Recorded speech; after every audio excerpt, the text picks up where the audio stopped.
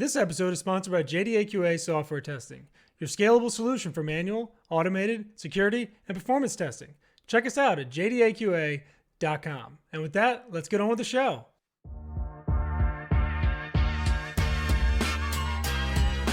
This is The First Customer, hosted by Jay Agner.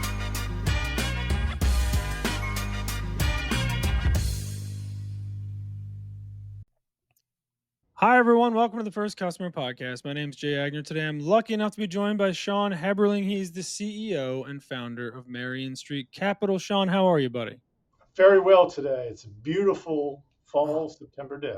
Oh, it's so nice. It's just the best. I was just out there. I want to be out there again. Marion Street Capital sounds like the place where monopoly money goes when it grows up. What is the origin story of the name? I need to know. Okay. So this is a fun one. Glad you asked this one, Jay. Marion Street has nothing to do with Marion or Lower Marion on the main line, where I spent many years of my life. It's a street located within the city of Rochester, New York. I grew up in the city of Rochester, New York, before leaving to go to Villanova University, which is how ultimately I wound up on the main line, now in Center City, Philadelphia. But I chose the name Marion Street for a few reasons. Number one, a little bit of copycat in there. I spent 20 years in the hedge fund industry, lots of hedge fund magnates that I had aspired to become and failed miserably doing so, named their funds after streets. So, copycat there. But as it pertains to the current business, Marion Street is the street on which I devised a number of kid entrepreneur schemes. So think of, I had a newspaper route, and this was within a city, so pretty efficient, little delivery radius, lots of fun, paperboy stories. I had lazy peers around me, also with newspaper routes, whose parents had to feel complaints about missed papers, miscollections, all sorts of, kid transgressions associated with adult responsibilities. I bought their newspaper routes. I did like little M&A. And I would hire those kids back to run the routes, but only on like part-time schedules that I felt they could handle. So I'd hire lots of my friends to run these routes, and then I kind of sat on top of the routes. Alongside that, there was no non-compete as a paperboy. So I started my own newspaper. My grandmother had taught me calligraphy. So literally, I had my friends helping me create these newspaper articles with a very hyper local fact, sort of oriented toward my little newspaper route. Sure. And I would strategically place calligraphy ads in these newspapers for all sorts of odd jobs. And then I would go to the homes of people that called me and sell odd jobs to them, raking yards, cleaning out basements, washing cars, you name it, right? Wow. Pet stuff. And then again, I would hire my friends to actually do these jobs. So I had a whole, entrepreneurial thing going on Marion Street, and it just lent itself very nicely to the current business model. Do you have a copy of your newspaper still anywhere?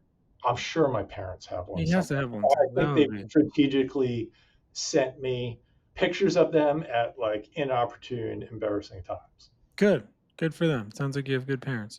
So you grew up in Rochester, New York. Do you think anything from either your family or that location led you to being such a prodigal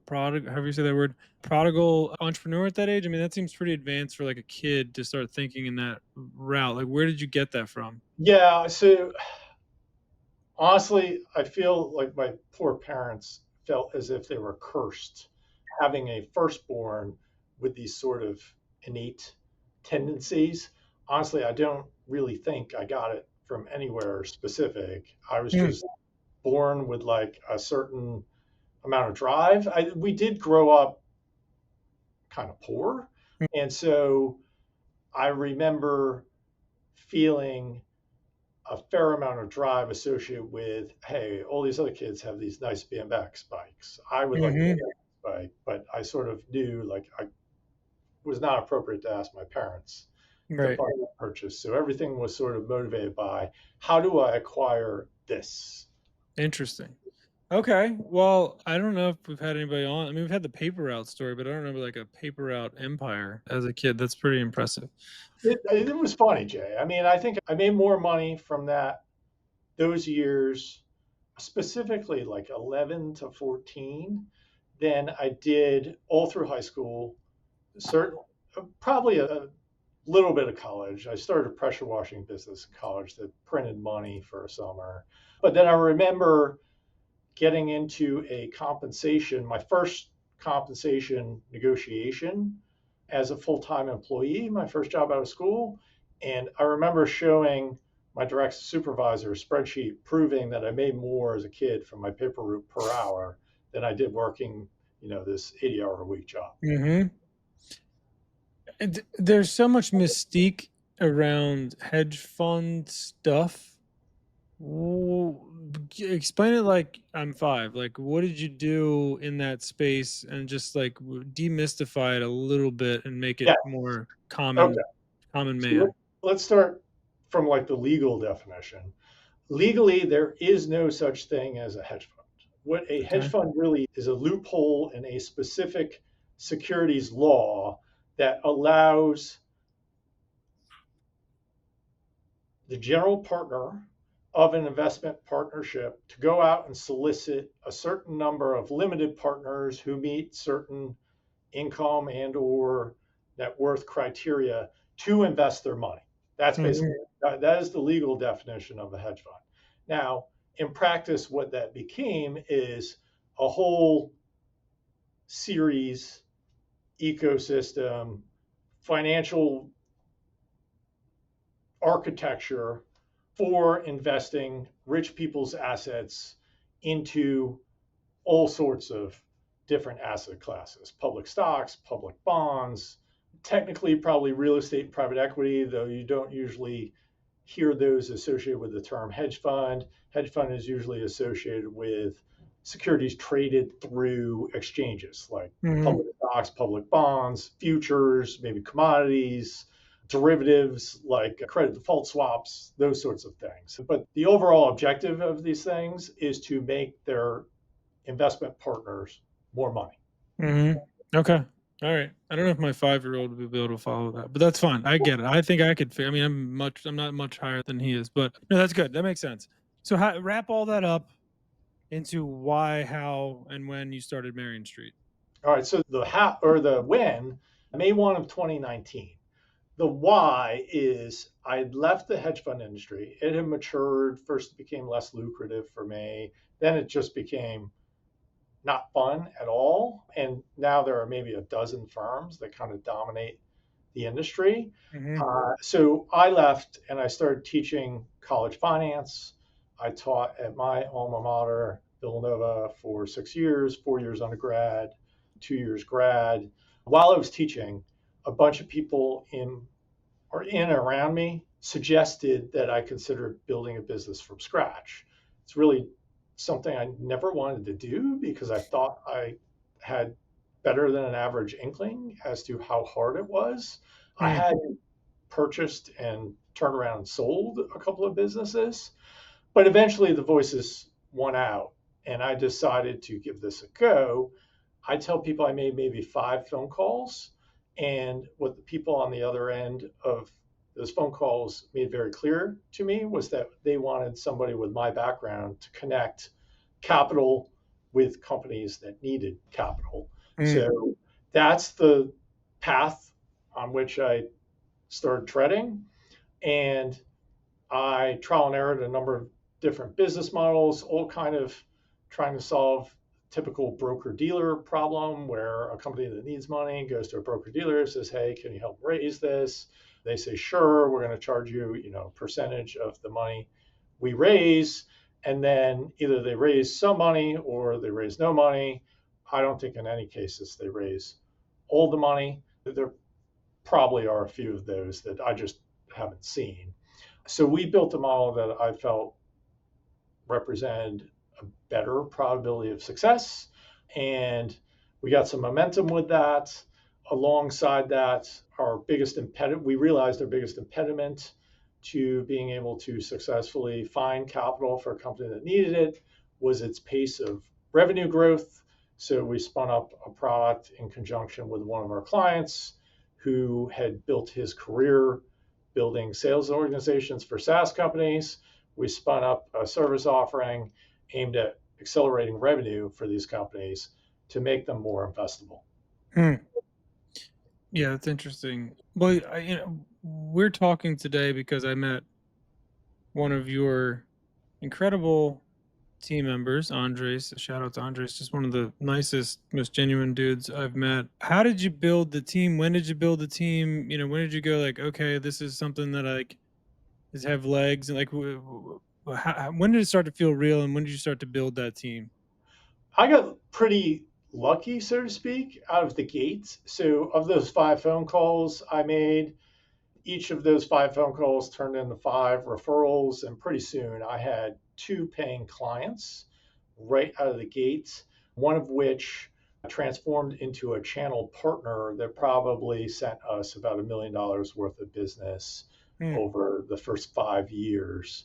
And with the first 2 clients, I realized, hey, I don't want to spend 12 hours a day building spreadsheets while also hunting for additional customers, because you're not going to build any sort of business with just 2 customers. So I hired 2 of my students at that time as summer interns, and both of them were still in the job hunt process. So I told them, look, why don't you guys start as interns? If during the course of the summer we can figure out how to turn this into a full-time thing, I'd be happy to compete with your other offers. Mm-hmm. So fast forward to the end of the summer, I had momentum. One of the interns was offered a full-time position by Goldman Sachs. I told her, look, I said I was going to compete, but I really don't think there's any point to me trying to compete with Goldman Sachs. I really think you should take that job. The other intern did get an offer from KPMG. I chose to compete with that offer, and he joined as my first full-time employee. 6 months later, we then added an intern who ultimately became my second full-time employee. 9 months later, actually 6 months later, we went looking for someone we could hire full-time from Villanova on their graduation cycle, and that's how we met Andres. Hmm. And Andres joined us in the middle of 2021. Hmm. Yeah, and he's just the nicest guy ever. I love him. So, you mentioned some things that you guys learned, along the way, and like maybe picking up a new line of business, or, just doing things differently. With all the stuff you had seen, being around some purchases and turnarounds, why do you think that you still have to live some of the experience before you find the right answer in business, even though you and I both are not doing anything different than anybody else has done on planet Earth who's had a business for the last 2,000 years or whatever, right? Like, we're all doing the same shit. We're buying something for less and selling it for, like, that's what we do. That's what everybody does who owns a business. Why do you think it took you living those experiences to kind of digest it enough to make a plan to counter it? Okay, I love this question. So, pattern recognition is a huge piece of both business and investing, right? And knowing what the patterns look like are fantastic. I think that gives you a bit of an edge in terms of turning the probabilities of business success in your favor, as opposed to someone that has no idea, has never Mhm. seen the patterns and has to figure it out. But then there's this other side of business, which is at some point it's going to get really hard. I've talked about this book, The Dip, recently. It was referred to me a bunch of times recently. Seth Godin is the author. I really like the book because the book sort of extols the virtue of knowing when to quit. We as a culture, and the way our society glamorizes entrepreneurialism, you're kind of conditioned to, we will not quit, right? Well, there are times you probably should quit. And the book argues that, look, you can't be number one. You can't. I used to say as a professor, you can't get an A in everything, right? So you want to choose your spots where you can get an A, where you can excel, where you can give your chance to be number one, and you know it's going to get hard on that path. You can't tackle all these paths Mm-hmm. in parallel. So you've got to, as a business owner, you've got to choose your battles, and pattern recognition alone isn't going to give you the inner motivation to make it through those difficult parts. Mm-hmm. So when you encounter those difficult situations, I feel like the most successful entrepreneurs are the ones that are best at taking a step back, figuring out, hey, is this a battle that's worth fighting? And if it's not, either figuring out who you can give that battle to, for whom that battle, fits with that person's Mm-hmm. experience, or just walking away from the battle and realizing that, hey, I'm preserving resources to fight this other battle that's Mm-hmm. more important to me. So I kind of feel like, having lived through that multiple times and now understanding it, that's the reason why successful entrepreneurs never have all the answers. Never. Mm-hmm. Right. That makes sense. You've been around a lot of businesses, successes and failures. What's the biggest reason why you've seen them fail? Oh, okay. Another great question. And it rhymes with my answer to the first question. So, it was actually on a podcast. One of my favorite podcast interview questions of all time was a host interviewing the guy that ran Microsoft's venture business for at least a decade. It was probably Mm-hmm. somewhere between 10 and 20 years, British guy by background. And they asked him sort of complimentary question, which is, what are the traits that an entrepreneur needs to have to be successful? And his answer was fascinating. So he said, look, we're Microsoft. We tried to study this quantitatively, 6 ways to Sunday. And at the end of the day, it was pretty indisputable. The traits that were the most deterministic relative to predicting an entrepreneur's success were two very qualitative characteristics. Number one was their persistence, that willingness not to quit, like the main Mm-hmm. goal, right? Hey, I'm going to make this company successful. Number two was very interesting to me, and to whom everybody I've told this story has found it, similarly interesting.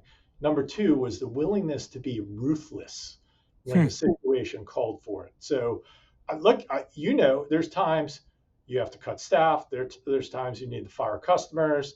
There's times you need to make a decision, go or no go, in some litigious action. There's all sorts of other really hard decisions you have to make that we don't like making as Mm-hmm. humans or even as entrepreneurs, and definitely not as people. But there are going to be occasions when you're put in a situation where you need to make one of those hard decisions. Mm-hmm. No, I like that. I like those too. So I mean, you don't have to name names. So who was your first customer? And you got it for Yeah, the first five yeah. calls, but who was your first one? So the first one, it was actually a tie because the two of them came about really at the same time. So one was a consumer electronics company that was buying secondhand smartphones in bulk, doing a little bit of light refurbishment to them, and then reselling them to large buyers that had an appetite for those. Think like schools, think like businesses with in the field staff that didn't want to buy the Mm-hmm. latest greatest iPhones. Think some government agencies, a lot of foreign buyers too, probably resellers who would turn them around, sell them through secondhand retail shops. That was one of the two first customers. They were growing, 100% year over year and making these deals for secondhand smartphones on the fly. So they really wanted somebody with good command of math, business understanding, exposure to fast growing startups, definitely someone who was connected to capital. They wanted someone with those characteristics Mm-hmm. to help them manage this growth. Number two, or a tie for number one, was a platform that connected individual consultants with businesses that wanted consultants. So I started doing some work for them, and then also through that, getting an opportunity to meet some of the businesses that wanted consulting help. And so when I met one that I felt was a good match for what I was already doing, then I would, try to plead my own case. Got it. Okay. And so how has your customer changed since then? Who's your customer today versus who it was back then? So the customer, I think, has gotten more defined. There's still a tremendous amount of variety. So we describe our ideal customer profile as a company that's currently generating between $1 and $10 million a year in revenue, that has a very aggressive CEO or founder. We describe ourselves as a management consulting firm whose mission is helping innovative companies generating between $1 and $10 million a year in revenue grow 10x or more within 3 to 7 years by sourcing them investment capital and by accelerating sales. Hmm. So we've talked about trying to narrow it down by industry. Historically, SaaS has been a number one, healthcare has been a number two, investment firms have recently moved into the number three position. Think like first time venture, first time private equity, first time real estate, private equity funds, real estate developers, those sorts of firms. But then it gets really varied really fast. Mm-hmm. Experiential entertainment, consumer electronics. Basically, the common theme is they start at this size, they want to get 10x that size. They've got an aggressive founder who's willing to stay the course for the 3 to 7 years. And we try to do a good job educating them up front. Like, hey, this is going to mean like you're probably going to have a board overseeing you at some point if you don't already. You're going to have your comp, your base salary comp to like median performers within your peer group. There's going to be, a pretty structured bonus and equity plan, all these sorts of things. Interesting. Okay. Well, I have a lot of other questions. We're up against it. We'll have you on for a second, Sheriff. I could tell this to everybody because I like to tell. I love to learn great stuff from great people. So we'll have to do this again. I have one more question for you, non-business related. Just Sean being Sean. Nothing finance. Nothing business. Don't tell me you want to have the best business in the world. I was getting a lot of those. If you could do anything on earth and you knew you wouldn't fail, what would it be? I might try sailing around the world. There it is. See, that's the perfect answer. That's a great answer. It's something you could do, but you're probably hesitant to do because you might die or you might run out of whatever, and it's a long trip and it's scary.